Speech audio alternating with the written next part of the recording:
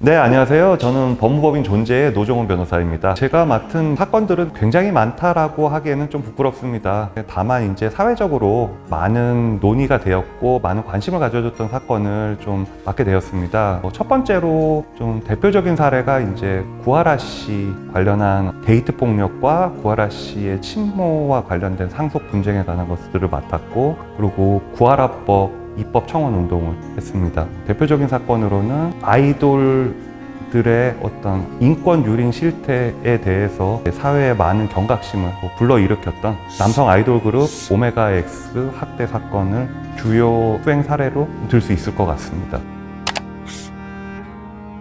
연예인 사건은 굉장히 어려운 부분이 하나가 있습니다. 판결이 나기까지는 꽤 오랜 시간이 걸리는데, 어떤 문제로 구설수에 이르게 되면 그것이 좋은 일이든 나쁜 일이든 본인이 가해를 했던, 본인이 피해를 당했던 연예인의 활동에 지장이 생기는 경우가 굉장히 많습니다. 오메가X 사안과 관련해서는 신속한 권리구제가 굉장히 중요했고요. 전 소속사 측에서 허위 주장을 하면서 오메가X를 공격하기 시작해서 겨우 다시 꿈을 펼칠 수 있는 젊은이들이 1년이라는 소중한 시간을 좀 낭비했거든요. 그 기간 동안 굉장히 많은 여론전이 있었고 굉장히 많은 소송전이 있었습니다. 오메가X의 권리구제를 하는데 마음이 조급했고, 저도 최선을 다했고 전속계약 해지 판결을 받았습니다. 근데 다만 그 과정 속에서 상대방의 허위 주장으로 인해서 실추된 오메가X의 이미지가 아직까지 다는 회복되지 않아서 그 부분에 대해서는 많은 아쉬움이 있습니다. 소속사와 아이돌 간의 분쟁에 있어서 피해자가 오히려 가해자화되는 어떤 허위 주장들이 굉장히 많이 있어 왔고, 그리고 그 허위 주장이 있으면 결국은 이미지에 굉장히 큰 손상이 발생하게 됩니다. 그게 실제로 있었던지 없었던지는 불문합니다. 그리고 그 의혹이 해소될 때까지 실질적으로 활동이 불가능합니다. 실제로 어떤 음악 방송이나 어떤 행사 이런 데서 섭외가 사실상 안 됩니다. 의뢰인의 보호를 위해서 어떤 실명이나 실그룹명은 밝힐 수 없지만 굉장히 많습니다. 연예인 중에서 또 정산을 못 받는 경우는 부지기수고요. 실제로 연습생 생활을 하다가 폭행이나 폭언, 협박, 인권유린 등의 학대를 당하는 사례도 굉장히 많습니다. 만약에 이거를 폭로를 하게 된다면은 불이익을 되게 염려해서 그냥 증거 정도로만 확보를 하고 거기서 조용하게 그냥 피해는 복구 안 된 채로 전속계약을 해지하는 경우도 봤고요. 그냥 참고서 그냥 그 소속사에 계속 있는 경우도 많이 봤습니다.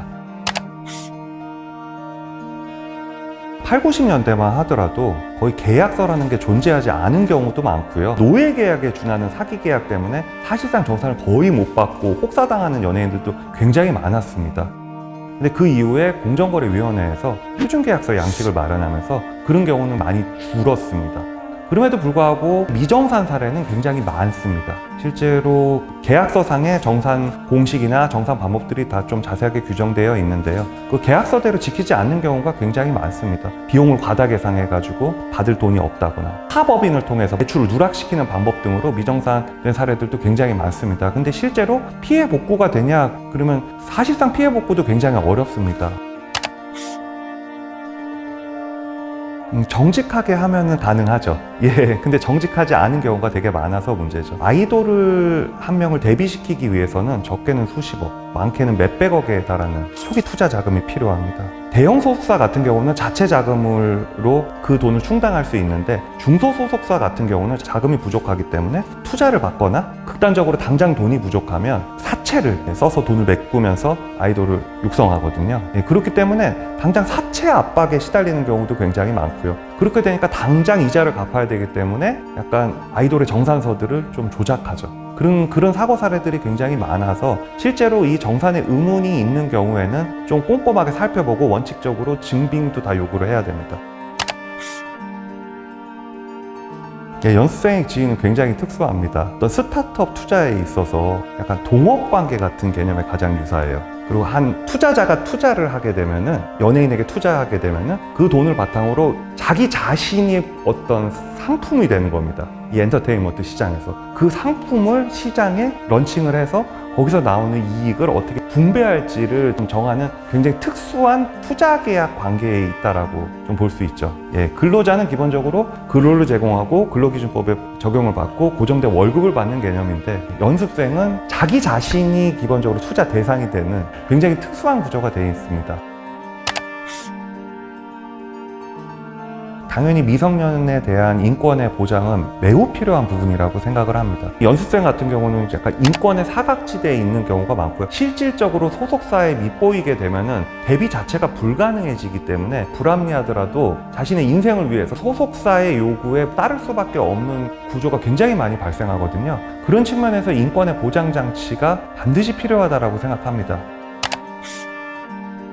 문화적인 측면에서 대한민국이 세계에 내놨을 때 자랑스러운 문화 강국이라는 또 평가를 받는 것은 대한민국 국민으로서 너무 자랑스러운 일이 아닐 수 없습니다. 다만 이 급격한 성장 속에서 발생했던 어두운 면도 다 해결이 되지 않는 상황이었거든요. 연습생들의 인권 유린, 학대 부분, 그리고 그들의 미래 가치의 상실, 중소소속사들의 템퍼링의 위험, 그리고 대형 소속사들의 강력한 자본을 기반으로 한 아이돌 시장의 독식, 이런 여러 가지 어두운 면들도 또 급격하게 또 이렇게 부각이 된 거거든요. 문화 강국으로서 세계에 널리 이름을 알린 만큼 차차 관심을 갖고 진지하게 해결해야 하는 시기가 아닌가 싶습니다.